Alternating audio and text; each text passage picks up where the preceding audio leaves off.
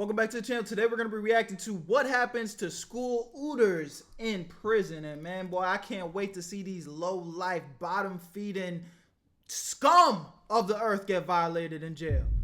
Let's do it. Let's not waste no time. Let's see how these niggas get done bad. A teenager convicted of a high school shooting that killed 3 students is back in custody after daring escape overnight. TJ Lane climbed a prison fence last night with 2 prison inmates. 2014, high school shooter TJ Lane broke out of prison with 2 inmates. While they were eventually caught, the consequences of this act changed the course of their lives for the worse. Let's take a look at 10 school shooters and what harrowing events they experienced in prison. Number 10. TJ Lane. One would expect that being arrested and taken to prison would transform a criminal for the better, changing his life for good. But I guess that wasn't the case for Thomas Michael TJ. Man, why you smirking, boy?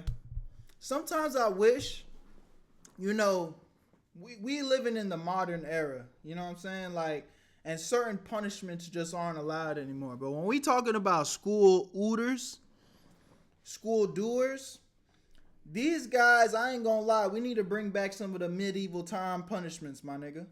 You know what I'm saying? We done watched a few on this channel. Niggas getting stoned to death. Hopefully that's not too crazy. I don't want no problems with YouTube, but bro, come on, look at this scumbag. We need to do it to him. He need to just, all right, let me chill. Let me chill before I get in trouble. But we not worried about this nigga. We need to see him done dirt. J. Lane III, born on September 19, 1994, in Cleveland, Ohio. Lane had a troubled upbringing and a history of behavioral issues. His parents were known to have a dysfunctional relationship, and he faced serious difficulties at home. Things got worse when his parents got divorced due to his father's abusive nature. Lane, attending Lake Academy, an alternative school for students with behavioral or emotional issues, didn't come as a surprise. There were even reports that he had a troubled relationship with other students and had a history of disciplinary problems. These early warning signs and a troubled family background contributed to the complex factors that eventually played a role in Lane's life as a whole. February 27th, 2012, Lane walked into the cafeteria of Chardon High School and surprisingly opened fire with a .22 cal handgun, tragically killing 3 students, while 3 others sustained grievous injuries in the process. He was eventually arrested for the shooting and faced charges. Eventually? What, he got away or something? Why was he eventually arrested? There was some thought process we had to go through or something? For the incident. What was really unsettling was that he didn't even seem to show any remorse during the court proceedings. He wore a white t-shirt that had the word killer written across the front on that day of his sentencing. To my left is Nicholas Burling, Geauga County Assistant Prosecutor, Mark Bartolotta, Geauga County Assistant Prosecutor, and from the Lake County Prosecutor's Office, Karen Colwell. While he also showed the middle finger to the victims' families and laughed when they described him as an animal and a monster. I mean, that's probably one of the worst things any criminal can do, but for a guy like TJ Lane, it was just the tip of the iceberg. He pleaded guilty to the charges and received 3 life sentences in prison without the possibility of parole. He was then incarcerated at the Allen Oakwood Correctional Institution in Lima, Ohio. Before his failed attempt at being Michael Schofield in a botched prison break, Lane's poor record was evidence of his trouble adapting to life behind bars. One significant incident was when the correctional officers noticed that he had 3 different tattoos on his chest. Because of this, he was given 10 days in segregation in July 2013. During that 18-month stay at Allen Correctional Institution, he accumulated 7 violations, which included incidents of smoking marijuana and displaying a disrespectful attitude towards superiors. Imagine being in prison and refusing to take on assignments because he allegedly refused to carry any out twice while attending classes. His complaints about why are they letting this little bitch ass scrawny ass nigga have his way in jail, bro? Hell nah, violate him. Make me mad. Education always sounded like a tape on replay, and because of this, his teacher allowed him to draw in class. However, Lane would make images of himself with the word killer and doodle kitty cats over his math assignment. September 11th, 2014. The unrepentant Lane, in addition to 2 other inmates, broke out of that institution, and this was achieved by constructing a 13.5-foot makeshift ladder over several months. Yo, why they letting this man have his way? Nah, bruh. And evading a broken security camera that negligently remained unrepaired after being struck by lightning. That's them right there. Oh shit, I didn't even notice. My stupid ass was waiting for lightning to strike. I thought they were gonna show us the camera breaking. However, they didn't get very far before they were caught. This warranted a transfer to the state's most guarded prison, the Ohio State Penitentiary in Youngstown, where he was placed under tighter security and restrictions. The highest level of security given to him and him being placed in protective custody is due to the severity of his 3-person killing spree in 2012 at Chardon High School, and because of his threats against his life from other Why didn't we put him there in the first place? inmates. He was eventually moved to Warren Correctional Institution to live out his remaining years. Number 9. Man, he ain't get violated enough, bro. Vincent Rodriguez. January 2002, Vincent Rodriguez, an 18-year-old student at Martin Luther King Jr. High School, perpetrated a heinous act by taking the lives of 2 students who had taunted his girlfriend. Although he faced legal consequences for those actions, his life behind bars wasn't only a fitting retribution for that grievous crime he committed, but also a circumstance that drove him to the abyss of madness. A few days before the incident, both victims, Andre Wilkins and Andrell Napper, engaged in Why they keep using clips of Zac Efron? What Zac Efron do? I guess Zac Efron, he played in that one movie for Ted Bundy, right? Correct me if I'm wrong, Chad. Tell me if I'm tripping. a confrontation with Rodriguez's girlfriend and started a fight. Rodriguez, probably trying to be the boyfriend of the year, came to her rescue, but the odds were stacked against him. There was really little he could do in this situation, so he decided to bring a gun to school and prove to his girlfriend that indeed he is a tough guy. 8:46 a.m., January 14th, 2002. Rodriguez walks through the metal detectors at the school's entrance, gaining access to the premises. At this point, it was believed that he wasn't with a gun because they didn't go off. However, at around 1:50 They didn't get the metal detectors replaced, no? God damn. p.m., Rodriguez went outside and confronted the victims in a hallway. During their confrontation, 3 gunshots rang out in the school's premises. As the students scrambled to safety, Rodriguez ran out of the building, leading to a manhunt. After about 96 hours, Rodriguez was found in a stolen Nissan car along with 2 of his friends right outside his grandma's house. It actually took really long to get this guy because, according to reports, Rodriguez attended school so rarely that a good number of students didn't even know who he was. Subsequently, he was arrested and charged with attempted murder, assault, and other lesser charges. Attempted? Didn't he catch the But body? here's the catch. Rodriguez would have easily gotten the max sentence of 25 years if he had gone to trial. Instead, his guilty plea and a history of mental illness and fear of gang violence swayed the Manhattan Supreme Court Justice Daniel Fitzgerald to cut him a break. He was given 10 years behind bars to be served at Metropolitan Correctional Center. Did he or did he not catch the body? Maybe I'm missing some details. Because if he caught the body, he shouldn't be getting let out, no?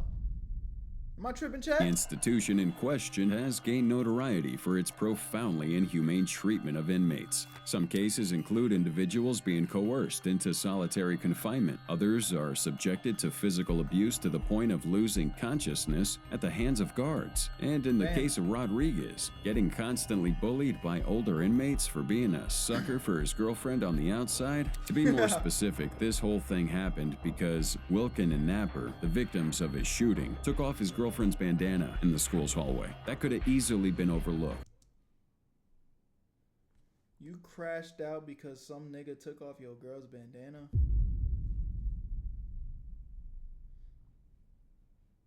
These Caucasian little stupid white boys, man. But not by Rodriguez. Even though we have no indication of him completing his entire sentence, we have strong reason to believe that his whole time spent in this contemporary purgatorial facility was nothing short of harrowing. Number 8. Stephen R. Williams.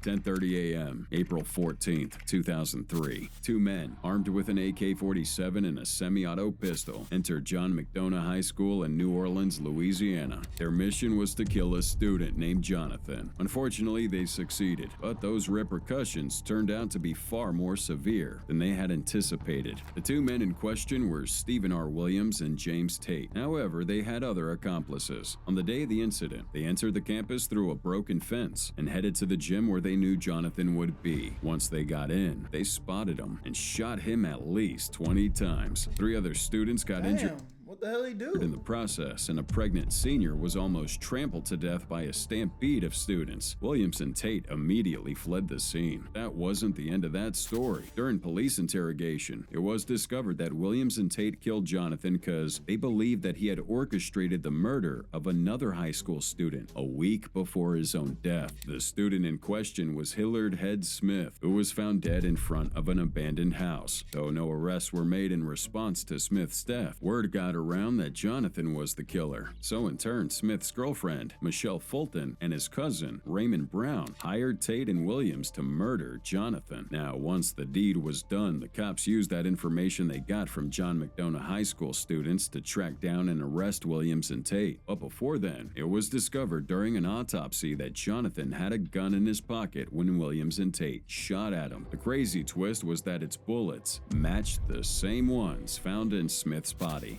Oh shit. That's kind of crazy. Tate pleaded guilty to manslaughter and conspiracy to commit second-degree murder, receiving a 15-year sentence, while Williams, who initially pled not guilty, was found guilty by a competent jury and was handed a mandatory life sentence, as is custom by Louisiana law. Williams, as part of his sentence, would be expected to serve 40 years with hard labor and will not be eligible for parole, probation, or suspension of sentence. Make a long story short, Williams will be spending his days in this realm of torment. Number 7. Brenda Ann Spencer. January 29th, 1979. Brenda Ann opened fire at Cleveland Elementary School in San Diego, California. Scary looking asshole. She looked like a rendition of Chucky or something. Hold up, look at her again, Jeff. January 29th, 1979. Brenda Ann opened fire at Cleveland Elementary School in San Diego, California, using a rifle given to her by her father as a Christmas gift. She killed 2 adults, injuring 8 and a police officer. 8 children who were shot. It was who the fuck gives their kid a pistol? While the sinister act didn't go unpunished by the law, her life in prison served as a reminder that killers deserve nothing but the worst. Born on April 3rd, 1962, in San Diego, California. Challenging circumstances marked Spencer's life pretty early on, compounded by this troubled upbringing. Growing up in a broken home, her father reportedly had issues with alcohol and left the family, leaving Brenda and her 2 siblings to be raised by their mother. For Spencer, poverty was the I don't like how this video be trying to make sob stories for these niggas, bruh. Not to say that we don't care what the reason is, but it's like, bro, ain't no excuse why these guys were doing these type of crimes, bro. Fucking, I feel like they be trying to soften us up before they let us know the bullshit they did. Like, nah. Order of the day, served on a dish of instability. She had a history of being absent from school, and there were indications of substance abuse at an early age. All these factors guided her down this deep, dark path that eventually shaped the course of her life. Now, Spencer's motivation for that shooting was revealed to be a combination of personal grievances and a desire for attention. During the incident, when asked why she did it, she infamously replied, "I don't like Mondays," providing a chilling insight into that mindset of hers. Following her arrest, Brenda pled guilty to 2 counts of murder and assault with a deadly weapon. April 4th, 1980. She was given 25 to life in prison. As to counts 1 and 2, the sentence is 25 years to life. At the California Institution for Women in Corona. I still will never get why jails be doing the 25 years to life. It's life, nigga. They ain't ever getting out. Just say you're gonna spend the rest of your life in prison. I almost feel like it would hit a little bit harder. It's like they be trying to make it sound a little bit less serious. Like, no, bro, you're spending the rest of your life in prison.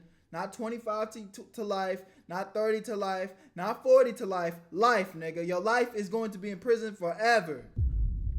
Tell me that wouldn't sound a lot more dramatic in court. Where she initially worked by repairing electronic equipment to be useful. But after a few years, she began seeking ways to get out. In 1993, she became eligible for a parole hearing. At her first hearing, she stated that she'd hoped the police would shoot her at the scene of the crime, and that she had been a user of alcohol and drugs prior to that crime. While the drug test performed didn't support that statement, the test conducted upon her initial custody came out negative. 2001, at her second parole hearing, Spencer made claims that her father had been subjecting her to beatings and sexual abuse. However, her father effortlessly denied these allegations. The parole board chairman said that, as she had not previously told anyone about the allegations, he doubted their authenticity. And really, I think anyone would. This nigga, she just making up bullshit as she go. You know what is kind of crazy? On this list, we have quite a bit of women on here, which I don't know. I guess in my day of age, I haven't heard too much about female school ooters, you know what I'm saying? Not that we want to hear about any of them, but I don't know. That just caught my attention. But despite being rejected again, her request to leave this hellish replica of a dungeon only intensified. In 2005, she tried playing the insanity card in a bid to get sent to a mental institution. She claimed the words scratched into her arm were courage and pride, instead of the actual words unforgiven and alone. This particular sighting dragged on for years, until 2009, when a board, again, refused her parole application and ruled that she wouldn't be reconsidered for another 10 years. Right now, after more than 4 decades behind bars, Brenda Ann Spencer remains incarcerated at the California Institution for Women. Her next opportunity will be in 2025. Oh shit, that's this year. Stupid ass hoe, man. Nah, you gonna stay right your ass in there, man. You thought that shit was all fun and games and shit. Nah, bitch. You sit your ass down. Be granted parole. I guess we'll have to wait and find out. Number 6, Eric Houston.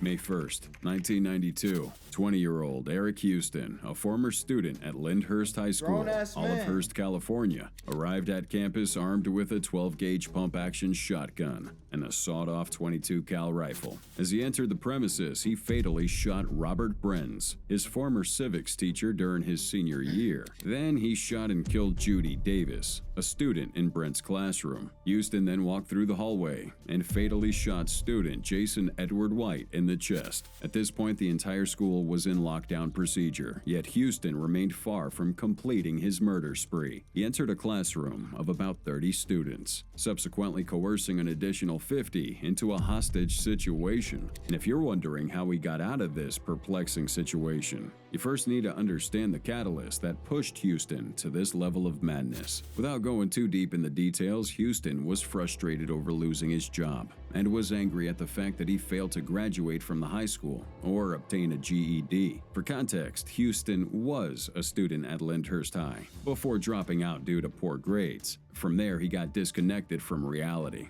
and just ended up failing at life. His girlfriend left him. He lost his job. So you took it out on innocent kids and teachers? Like, nigga, if you can't pass high school, you just didn't try, bro. You just didn't fucking try. That shit had nothing to do with no teachers and no them students, bro. You just a dumbass that didn't try. I know high school's, a bit harder for some people, but at the end of the day, if you getting F's and D's all throughout high school, your ass did not try. It's not that fucking hard.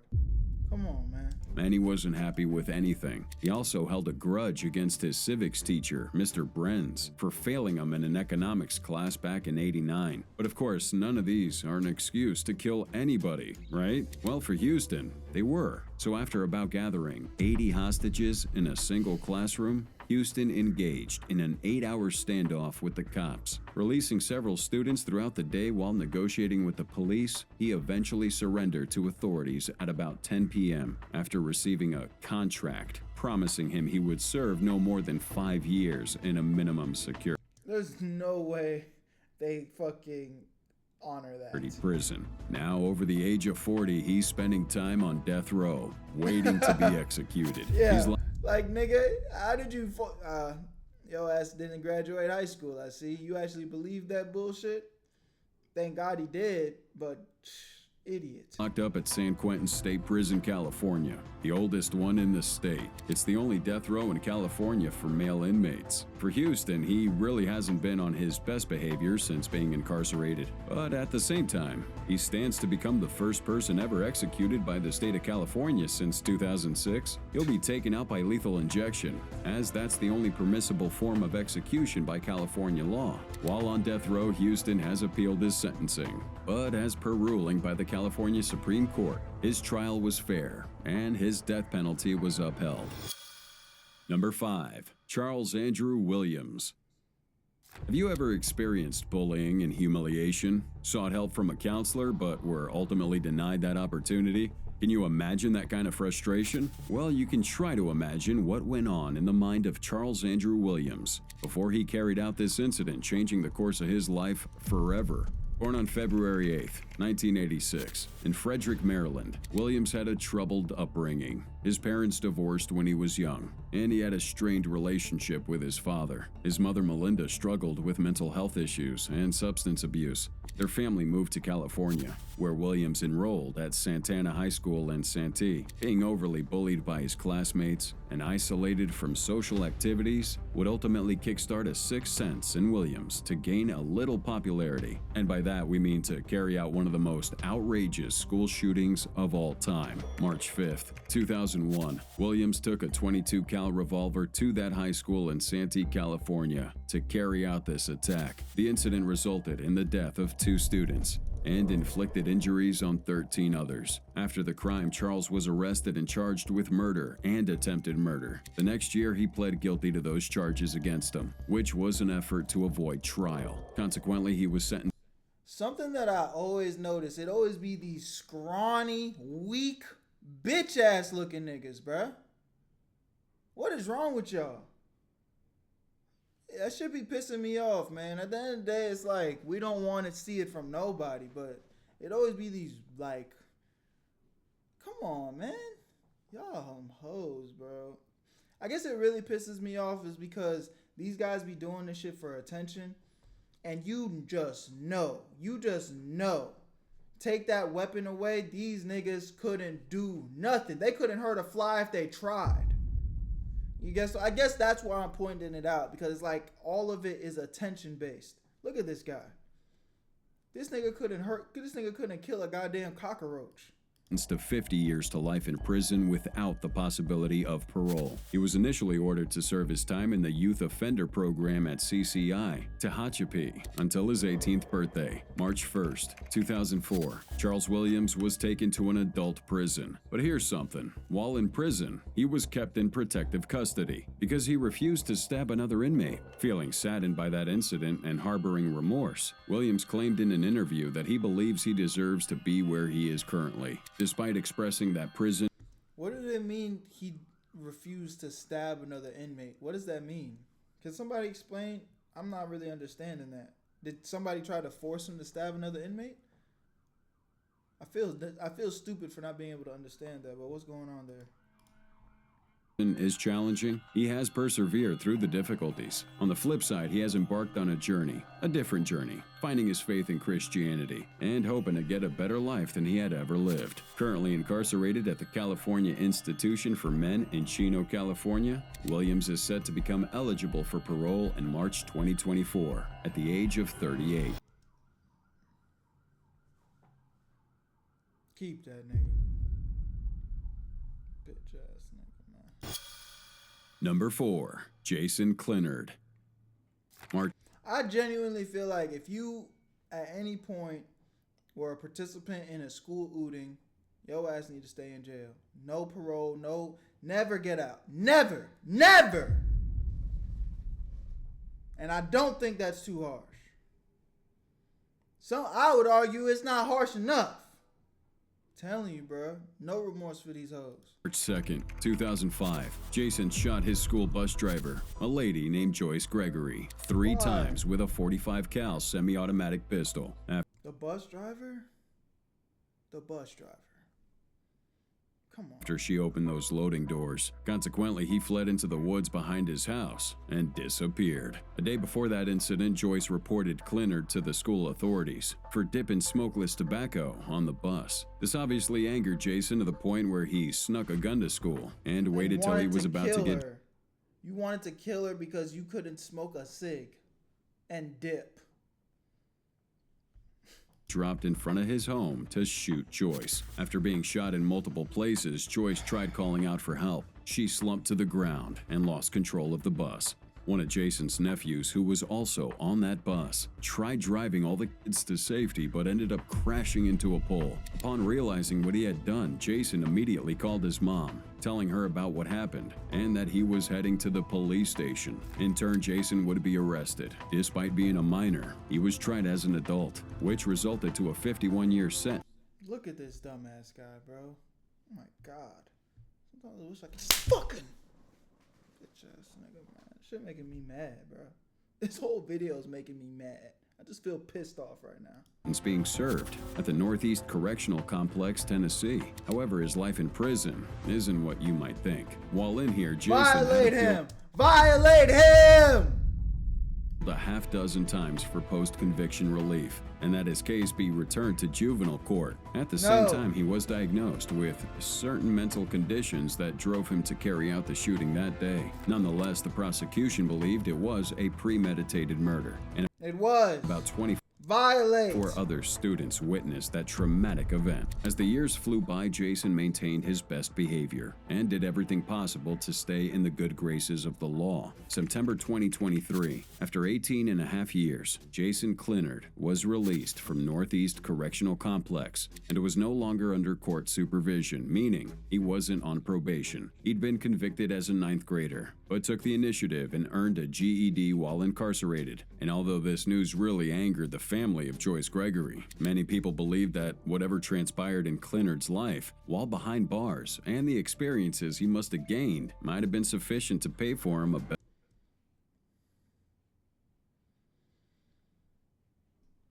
I'm not buying it, bro. Look at this kid. He was old enough to know that was fucked up, bro. Hell nah. I'm not buying that, bro. I ain't gonna lie. That's some hoe shit. I need y'all to pay attention to the common denominator here. I'm not gonna say it, but just pay attention to this color. Yup. They let him go. Better future. Number 3, Taya Wimberly. We've all been there where we really wanted to. I hate to make it about that, bro. I really do, but I just let's keep it a stack. If it was mine, y'all think I would have got out? Hell no. Hell no. Be with someone, so we went all in, perhaps making advances, only to face rejection. The inability to cope with that is what pushed Taya. I wouldn't even have made it to prison.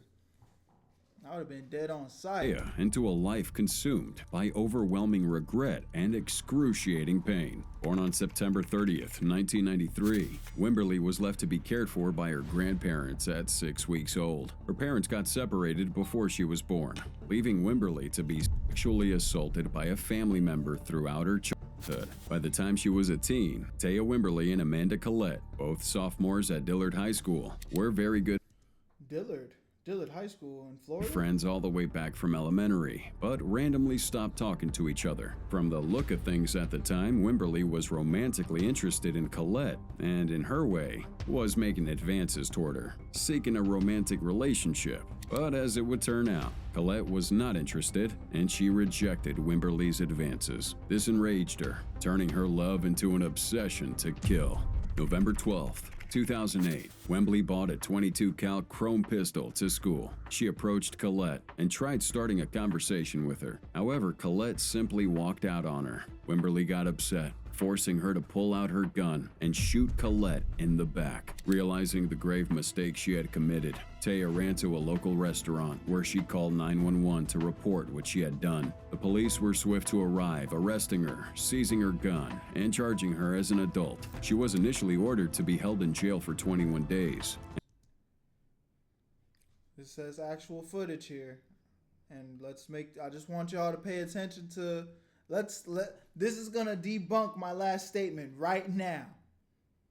I know it's a different state. Realistically, it's a completely different situation, but the stakes are the same.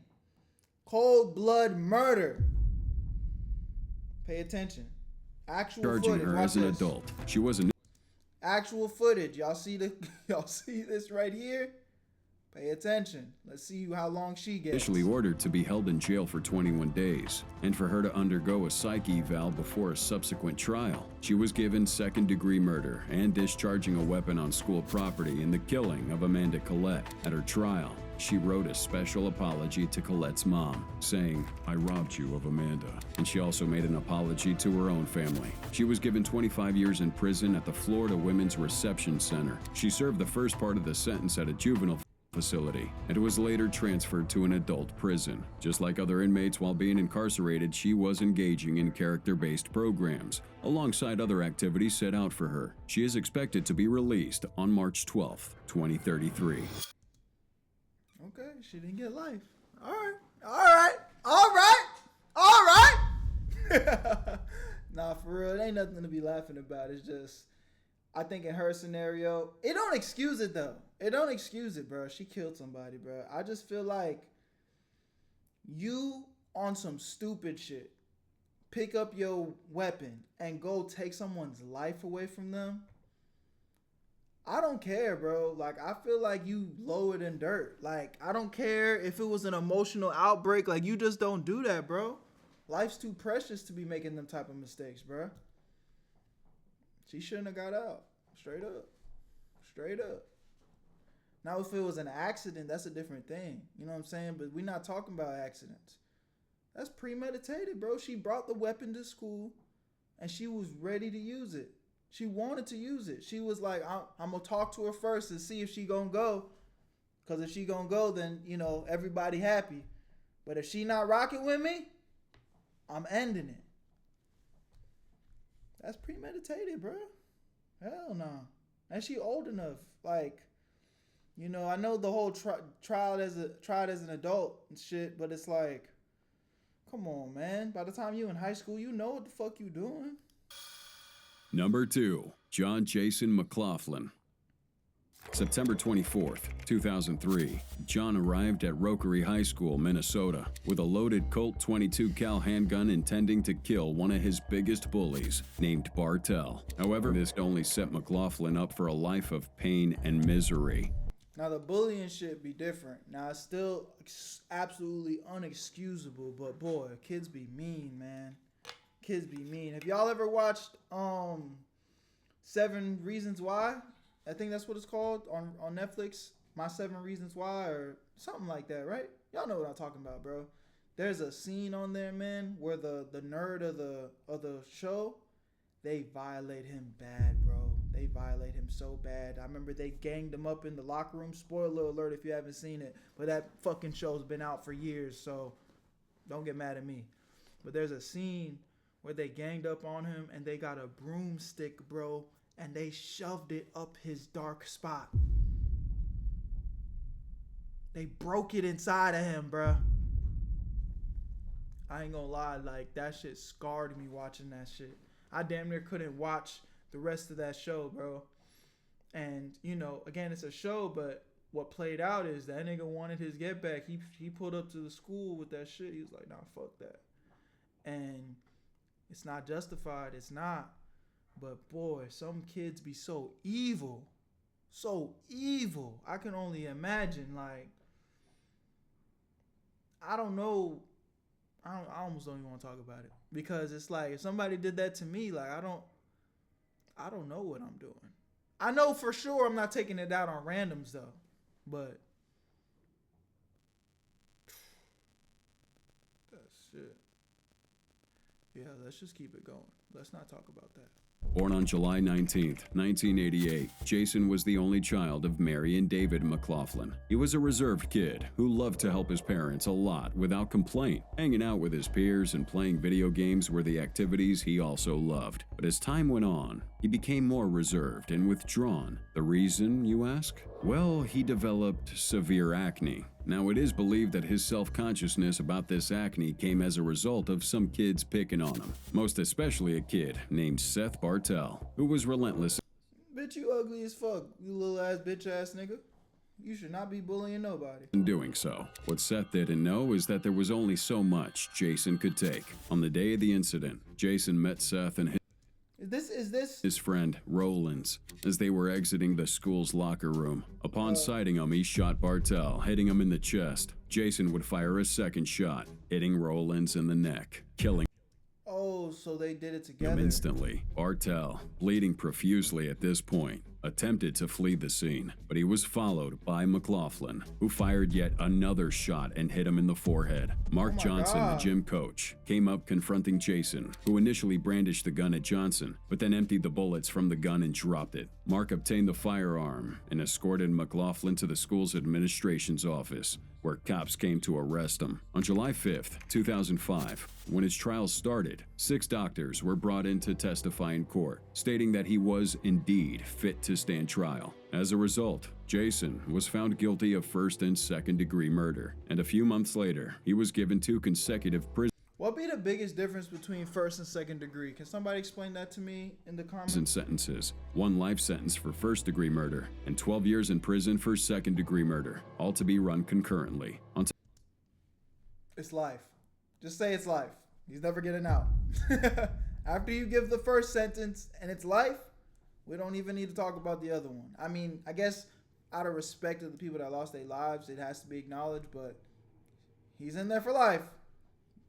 It's life. On top of that, he was given an order by the court to pay a restitution fine of $15,000 to the Minnesota Crime Victims Reparations I mean, I guess he was a high school kid. But fuck. Board. He was initially incarcerated in Minnesota's correctional facility, Stillwater, where he was engaged in different programs, ranging from industrial and educational to the Atlanta's Chemical Dependency Treatment Program. After a few years there, he was moved then to this facility, the Minnesota Correctional, Oak Park Heights, and he'll not be eligible for parole until 2038, when he'll be 50 years old. And number 1, Jason Anthony Hoffman. This number 1, this nigga need to get violated bad. I'm ready to see it. They better not play with me, man. This nigga need to get violated. Now, apart from being a pretty big kid, often being called an adult, Jason was known to be well-mannered, well-liked, and got a lot of respect from students. Maybe out of fear of his stature, or maybe because of his seemingly lovely personality. But a significant trait Hoffman had was difficulty in controlling his anger. Born on March 10, 1983, little Hoffman resided with his single mom, Denise Marquez, and was recognized for actively assisting in the neighborhood. However, it became evident that he was harboring a troubled mind, influenced by a series of events. On one hand, the assistant principal at Granite Hills High disciplined him regularly for undisclosed reasons, and on the other, he experienced distress as he attempted to enlist in the Navy 2 days before the tragic incident, only to face rejection. Now, the reasons for rejection remain unclear, but its effect on Hoffman was very evident. March 22, 2001, Hoffman, having recently turned 18, drove to his school in a pickup truck, armed with a 12-gauge shotgun and a .22 pistol, a few minutes before 1 p.m. He walked toward the administration building in search of the assistant principal. Upon seeing him, Hoffman opened fire, but missed his target. He would end up striking 3 students and 2 teachers. Eventually, he was stopped by a police officer and took 2 shots to the butt. He was taken to the hospital for treatment, and once he was discharged, he was arrested and charged with murder. During his trial, Hoffman pleaded guilty to 6 felony counts. At the time of making this plea, his lawyer, Mr. Traynor, stated that Hoffman was extraordinarily remorseful for his actions, but that didn't sway the jury in his favor. After standing trial for a few months, he was sentenced to 24 years in prison. That sentence marked the beginning of his end. 24? That's it? Life! Maybe I'm not understanding this prison system thing at all. Somebody need to explain this shit to me. Why other people be getting life for like attempted, and then these niggas actually catching bodies and they getting off? I'm confused, bro. October 29th, 2001, shortly before 1 a.m. at San Diego's Central Jail, Jason Anthony Hoffman took his own life by hanging himself with a sheet in his jail cell. This was a troubled young man who met a poignant and sorrowful demise.